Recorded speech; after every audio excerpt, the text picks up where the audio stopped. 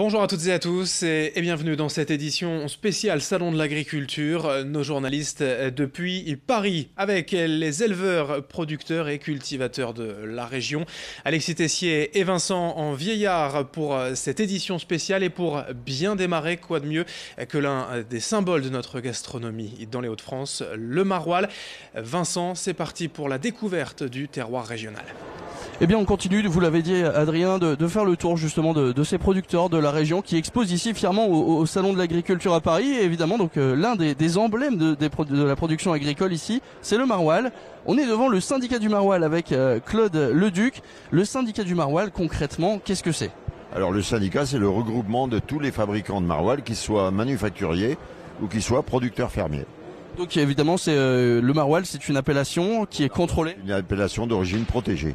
Donc concrètement, ça oblige à quoi les producteurs de maroilles? Ça les oblige à avoir un lait collecté dans la zone d'appellation, avec un cahier des charges qui est très précis, qui oblige à avoir un certain nombre de haies à l'hectare et d'avoir une alimentation, je vous donne les principaux points, une alimentation qui soit à 80% provenant de la zone d'appellation. Ce qui veut dire, ça fait combien de producteurs de maroilles officiels dans la région? Eh ben, il y a en réalité des producteurs de lait, vous parlez.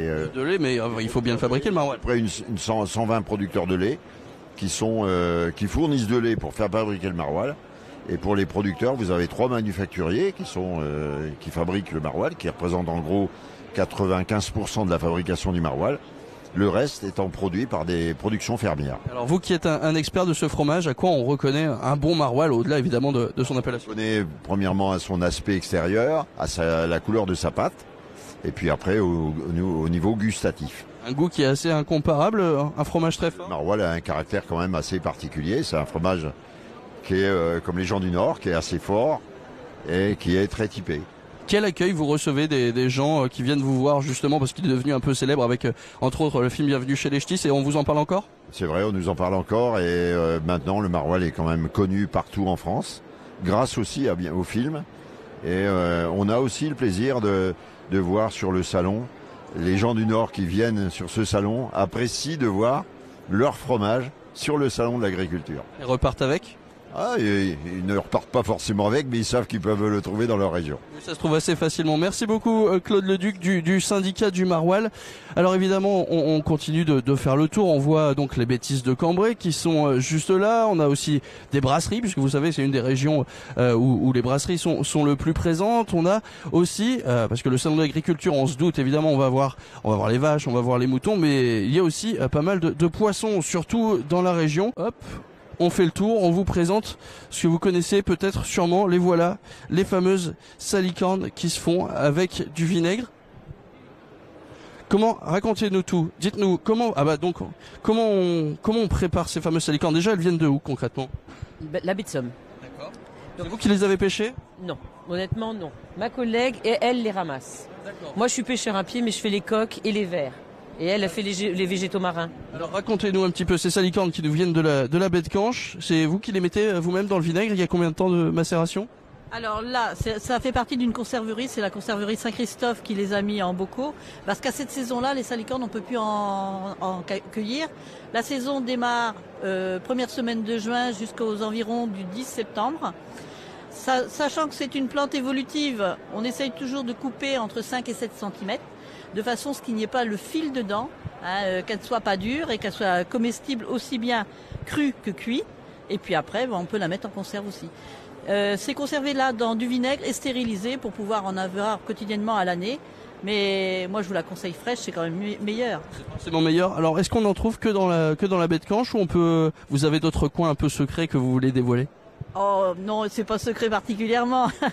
Les pêcheurs à pied aiment bien garder secret les endroits où ils pêchent.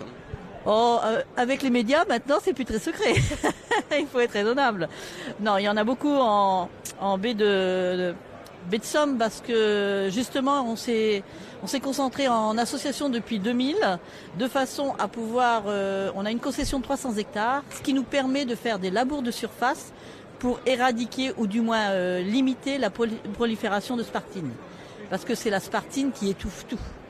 Il faut savoir qu'on fait juste un labour de surface avec un casse-mode derrière, mais on ne sème absolument rien. Tout est une production naturelle, que ce soit les asters, les spartines, les pompons, l'obione et la salicorne. Alors, dernière question, vous qui êtes une professionnelle de la salicorne, vous nous l'avez dit, la manger crue, on l'accompagne avec quoi?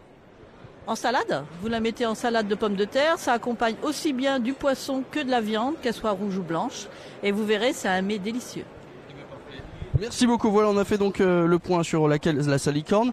Journée donc où on parle beaucoup de pêche à pied ici dans la région des Hauts-de-France.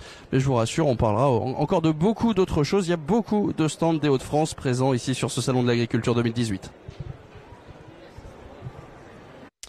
Effectivement, de cette salicorne en baie de Somme au maroilles en Thiérache, en passant par d'autres productions régionales, les cultivateurs, les éleveurs et producteurs au salon de l'agriculture, c'est dans nos prochaines éditions à découvrir dès le prochain quart d'heure. Restez en notre compagnie.